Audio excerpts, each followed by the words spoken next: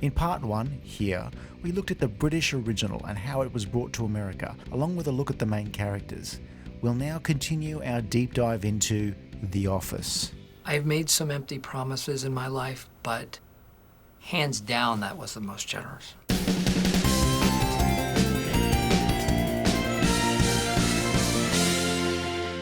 That's what she said!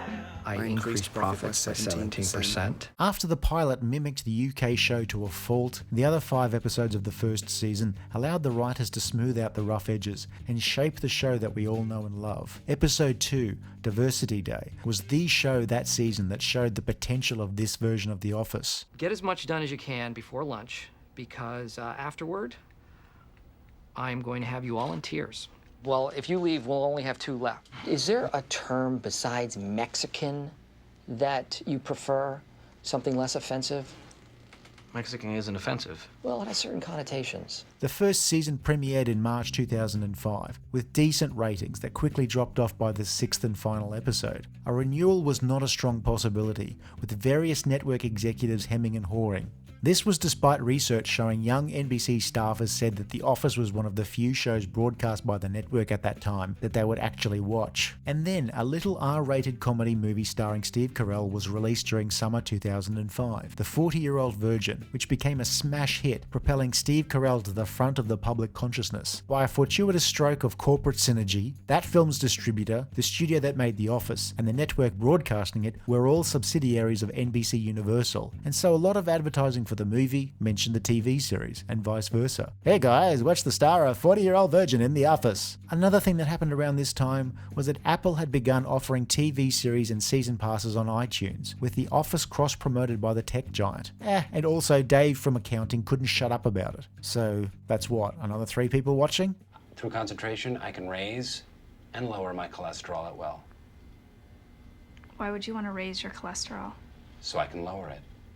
The show was renewed, but in small episode batches at a time. A few here, a few there, that would eventually make up a full season. But something had to be done about Michael Scott.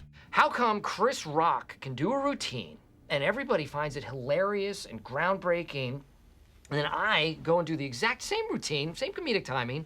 Every time black people want to have a good time, some ignorant ass, and people file a complaint to corporate. He was just too much of an abrasive, antagonistic dick. Carell, who had gotten into better shape for 40-Year-Old Virgin, was noticeably slimmer, and they went with less of a car salesman look, with a different haircut and a suit that fit better. Michael Scott goes from being the villain you hated from the first season, to the guy you're rooting for despite his self-destructive ways. Before I go to bed, I will lay 6 strips of bacon out on my George Foreman grill. Then I wake up to the smell of crackling bacon. He was less of an asshole, and his vulnerability was more pronounced. So rather than hating his attention-seeking ways, you just pitied him. Today, I got up, I stepped onto the grill, and it clamped down on my foot. That's it. I don't see what's so hard to believe about that. Like any office, it's full of co-workers' rivalries, antipathies, feuds, and general beefs, aside from the core rivalry between Jim and Dwight. There's bad blood, jealousies, cliques. Angela? While these relationships do change over time for the most part, there are still long-running threads featuring Oscar versus Angela, Phyllis versus Angela, Karen versus Pam, Michael versus Toby, Andy versus Dwight, Pam versus Ryan, Barf! Oh, you suck! Andy versus Gabe, Nellie versus Andy, or Nellie versus Dwight. Can you make that straighter? That's what she said. Did you plan that? No. Can you make that straighter? Romance and life-changing moments are a big part of the show, but somehow the status quo is almost always restored, apart from cast changes. I finally bought myself a plasma TV. Check it out. A lot of people in the room. You need more space. Voila. Even so, there are some really massive spoilers for the next few minutes. Jim briefly leaves Scranton to go to the Stamford branch, where he meets Andy, who is not quite the Dwight substitute he needs, and of course, Karen Filippelli, with whom he has a brief relationship, while Pam's extended vaporware engagement to Roy finally ends. The Stamford branch closes, with some of the staff transferring to Scranton. though Michael Scott manages to inadvertently chase away most of the newcomers. Ra-da-da-da-doo. Pam is unhappy at being around Jim and Karen, but finally declares publicly how she feels. There were a lot of reasons to call off my wedding. But the truth is, I didn't care about any of those reasons until I met you. Jim and Pam start dating. Love you guys. Phone's ringing. No. It's great that you're dating, but when a new client calls, you just have to randomly assign them to a salesperson. You can't base who gets new clients on who you're sleeping with that week. They later marry and start a family. Pam tries to break free from reception, firstly by studying graphic design, then going into sales, and then finally wrangling a new position as office administrator out of thin air. There is nothing that says that you're office administrator. So weird that there's no paperwork. At all. Jim briefly becomes co-manager with Michael until he realizes he could make more money as a salesman. I think I'm definitely in it for the money. And quite honestly, the women. Later on, Jim pursues a dream he had to do something in sports management. And this is who I am now. I'm a douche. Michael Scott's relationship with his boss, Jan, changes when, after a weak moment, they make out and eventually become a couple, much to Jan's dismay. Jan is fired from her job. Is it because of these? Moves in with Michael. What a cute bench. Thanks, that's my bed. Jen has some space issues. Their toxic relationship falls apart when it's clear Jan is even more screwed up and delusional than Michael, and decides she wants a child, but not with Michael. I am very Yeah, it did proud. happen when we were together. That's true. But you're not the guy. Toby, after years of crushing on Pam from afar, quits to go live in Costa Rica. Goodbye, Toby, it's been nice. Don't tell him I said this, but I always thought he was kind of cute. Michael falls for Toby's replacement in HR, Holly. Do you think they can hear us? Not if we turn these dials all the way down. Now they can't hear us at all. Oh, good. We're totally alone. But their relationship ends when she is transferred to a far-off branch. I went ziplining my third day in Costa Rica. Ryan replaced Jan, tried to introduce new ideas, and eventually was fired after being convicted of fraud. Michael doesn't get on with Ryan's replacement, Charles. I quit. What? And quits to form the Michael Scott Paper Company, with Pam the only person he could convince to come with him. I'm coming with you. Except I don't want to be a receptionist anymore. Salesman. Michael also rescues Ryan from his new job at the bowling alley, and the trio make enough of an inroad into Dunder Mifflin's profitability that David Wallace offers to buy out Michael's company and reinstate the three of them. Michael hooks up with Pam's mother at Pam and Jim's wedding. Who is it, Michael? Michael owes me an apology. For trying to find happiness in the arms of a lover? Don't call my mother your lover. For the record, your mom came on to me. And continues a relationship with her for a while until he discovers her real age. You're 58 years old? Uh-huh. And I am not robbing the cradle. If anything, I am robbing the grave. For most of the series, Dwight and Angela have a fairly secret relationship based on, I don't know what the hell it is. They are both incredibly intense people to deal with. After Dwight unilaterally euthanizes one of Angela's cats, she gets engaged to Andy.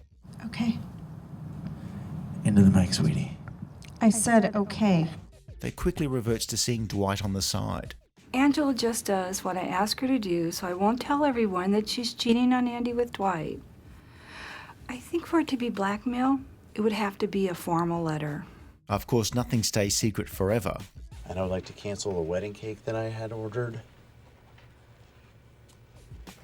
Dunder Mifflin on the brink of bankruptcy. Dunder Mifflin was recently bought by an electronics company named Sabre. I would love to put this on the Sabre website.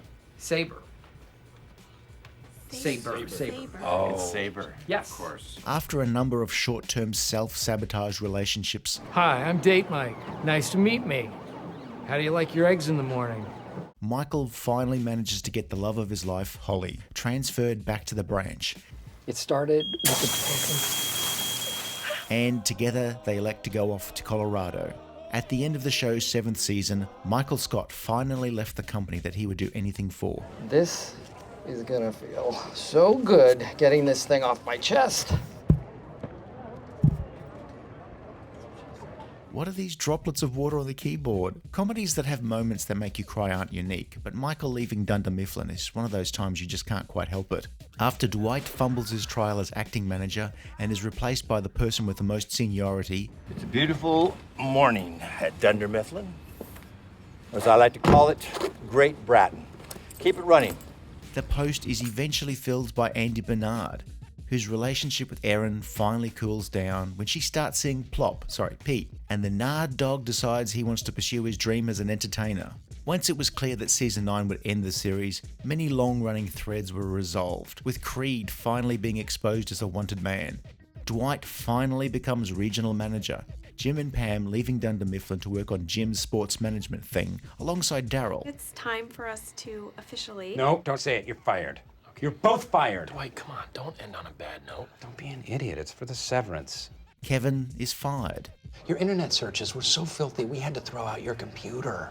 Is that all it was? Erin meets her birth parents. Andy ends up working at his beloved Cornell. Oscar runs for state senate. Dwight finally marries Angela. And of course, the fictional documentary series that we've been watching being filmed all this time, The Office, was finally screened. Those last few episodes wrap up everything in a way that is both satisfying and brings a tear to the eye. In any long-running show, it's always fun to spot the soon-to-be famous people.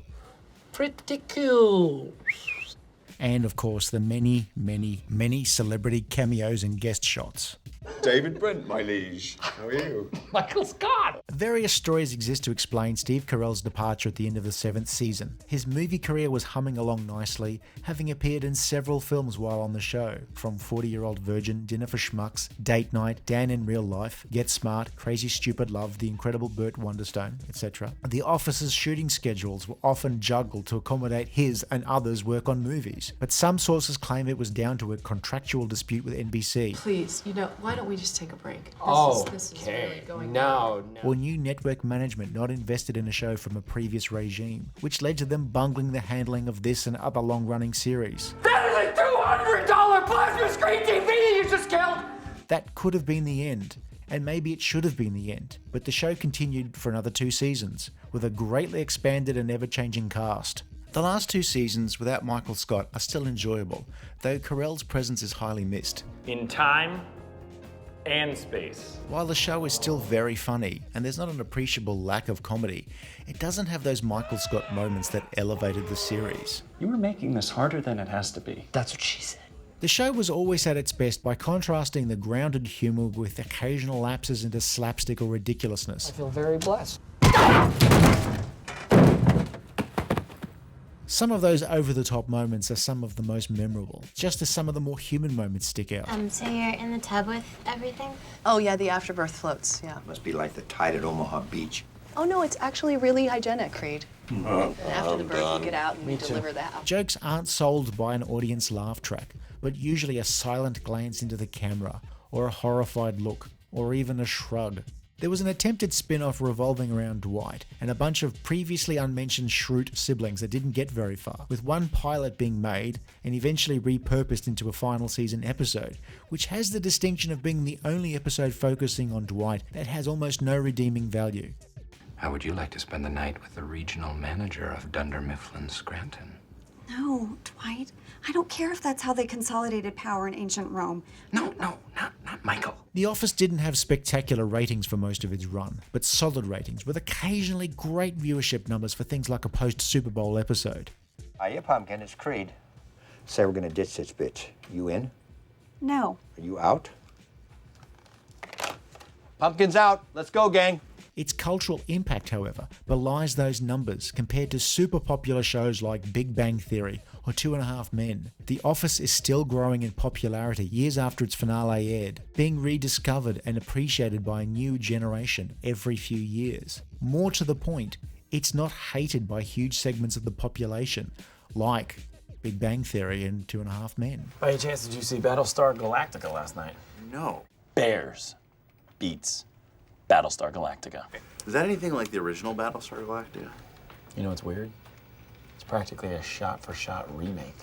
Really? The Office these days is almost surrounded by a halo of goodwill. It's popular on streaming services, and it's now reached the point, like Seinfeld and Friends, where companies will pay huge amounts to secure the streaming rights to The Office. Well, Jan has this schoolgirl fantasy. It's a pretty common one. I feel uncomfortable wearing the dress. It's now an evergreen series in the pantheon of timeless comedies like Get Smart, The Addams Family, The Muppet Show, Fawlty Towers, or MASH. Fans clamour for reunions, though Steve Carell is reluctant to return to their business park in Scranton, Pennsylvania. I would never say this to her face, but she is a wonderful person and a gifted artist. Why wouldn't you say that to her face? So, my own experience with The Office has been a bit off. I once prided myself on trying out every new comedy, including the UK Office, but I was very hesitant about trying the American version, mainly because I knew of the massive graveyard populated by shows made from imported formats. I did watch most of the first season when it debuted, and it was ugly to watch. Obnoxious characters, retreaded jokes, and situations lifted directly from the English version, without any of the charm. That's what she said. The snobbish part of me, who we can call Sir Snob Lord Stam Fine of Snobton Abbey, turned my nose up at it and left it at that. Years later, after the show had ended, and knowing that it had apparently gotten better, I gave it a try when I first had Netflix. But again, I barely got past the first season. Screw corporate. Nobody's coming in tomorrow. Like, coming in an extra day is gonna prevent us from being downsized. Have a good weekend. And then more recently, after years of enjoying several of the show's spiritual descendants, like Parks and Recreation, The Good Place, and Brooklyn Nine-Nine, I decided I would try again and power through that first season and give the show a fair shake. And the third time, I loved it. I love when people say like crack who've obviously never done crack. Well, the breadsticks are like what then? Ryan, what can I use? I don't know, something from your world. The breadsticks are like scrapbooking. You're right. No, I'm a middle-class fraud. It clicked with me when I paid attention to, of all things, the dark world of Creed Bratton. I was going to put up some new pictures, but all of the ink in the printer was gone. Now I love it, and I'm just sad along with everyone else who misses it. I mean, there's Greg Daniel and Steve Carell working together on Space Force, but, you know, The Office is a show that for most of its run kept to a very high standard. But there are some standout episodes that go to places that you just can't help but make you laugh. The time Dwight takes things too far by staging a fire drill. Bandit! There's the booze cruise. It's a scary... What the hell's going on here? I'm in the brig. See? Used to have a big thing for Pam. wow. I would have never put you two together. You really hit it well. God. When Dwight is nervous about giving a speech at a sales conference, a fact that Jim exploits by giving him a script from a great orator to quote from, but neglects to mention that the speech was originally made by Italian fascist dictator Benito Mussolini. Salesmen of northeastern Pennsylvania, I ask you once more, rise and be worthy of this historical hour. Having been fired, Jan sues Dunder Mifflin and Michael has to give evidence for the woman he loves against the company he loves, even though both have screwed him over. Just got back from Jamaica. Tan almost everywhere. Jan almost everywhere. He. I stole your diary and gave it to my lawyer. You emailed a topless photo of me to everyone in our company. Let's call it even. Fine. I love you. I love you too. With Dunder Mifflin teetering on the edge of bankruptcy, Michael Scott tries to calm down shareholders. It's a 45-day, 45-point, 1 point per day. We get to 45 points. We're back in business. He's our best manager. Where's the off button on this moron? The infamous dinner party. Can you not do that? It's disgusting. You know I have soft teeth. How could you say that? Oops. Not so much an episode, but a short arc of episodes. After failing to get along with new boss Charlie, Michael Scott quits to form his own company. They always say that it is a mistake to hire your friends, and they are right. So I hired my best friends. And this is what I get? Look at that old dude and his Rolodex go. I spent a month putting that Rolodex on his BlackBerry, which he now uses as a nightlight. A decade ago, Michael had promised to pay college tuition for a group of elementary school children if they graduated from high school. Almost all of them are going to college, and Michael has to come clean that he can't pay their tuition. That I will not be able to pay for anybody's tuition. I'm so sorry. I know about your diabolical plan. diabolical plan? I wouldn't even know how to begin I found a copy of it in the copier tray. Early in the series, Pam discovers a screenplay written by Michael Scott, and the employees conducted a table read-through when Michael was out of the office. Michael's sidekick, who all through the movie is this complete idiot who's causing the downfall of the United States, was originally named Dwight, and Dwight figured it out. Oops. Towards the end of Scott's tenure, Michael has finally managed to complete the film and show it to the staff.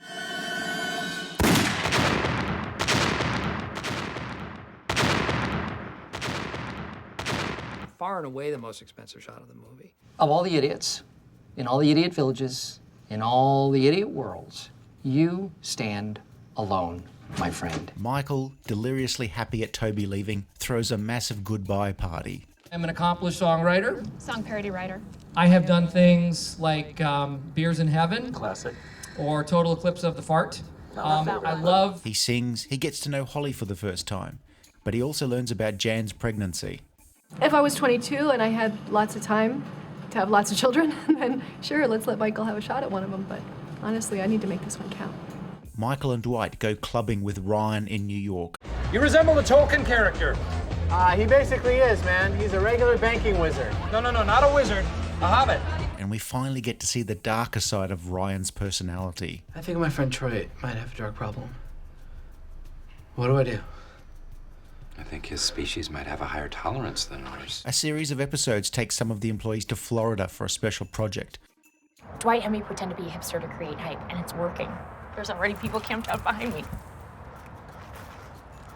Where Dwight, Nellie, and serial arsehole Todd Packer all vie for glory. Wireless will be available in 2013. Pam is furious with Michael for first dating and then dumping her mother. Oh my god! Oh my god! Michael, who hasn't been invited to Jim's party, attends his improv class. I'm supposed to meet my doctor here. Have you seen him? He's a very angry midget. Boom! Freeze! Michael Schoon, FBI. You know you did. Boom! Boom! Boom! That's why I always start with a gun, because you can't top it. You just can't. Huh? We're all going to Bernie's? Oh, sorry, we're not going as a group. It's just a private friend who happens to know all of us from different ways is throwing a private birthday thing. Andy throws a garden party at Schrute Farm to try and impress his parents. I've got a secret weapon. Only one copy in the world, and some sucker on the internet sold it to me for $2. I'm actually really disappointed in how poorly my book is doing. I've only sold one copy. To the troops. Yes. All the troops. Both sides. Michael knows how hard it will be for him to leave, and then tells everyone he's leaving the next day, but spends his secretly final day having one last moment with everyone. It looks like it was made by a 2-year-old monkey on a farm. He just accepted that I put it. And then tomorrow, I can tell you what a great boss you turned out to be. If he's not gonna make it, at least we should go ahead and eat the cake. And of course the finale, when everyone reunites after the documentary has aired and to celebrate Dwight and Angela's wedding. He'll be fine. I let him suck on a strawberry. He's allergic, but he'll get over it fast. I had to talk to you. You gave your baby an allergic reaction just to talk to me? I don't know how to tell you this, but we have a little bit of a problem. This guy shows up to be Dwight's best man. Michael, I can't believe you came. That's what she said. The last 2 seasons without Michael Scott are still enjoyable, though Carell's presence is highly missed. Without Michael and Jim becoming more serious, the series finds it hard to get someone to play off Dwight. By the last few episodes, in trying to wrap everything up, the show goes for tears rather than laughs. And, good lord, who's cutting up these onions? We totally got you. You're a jerk.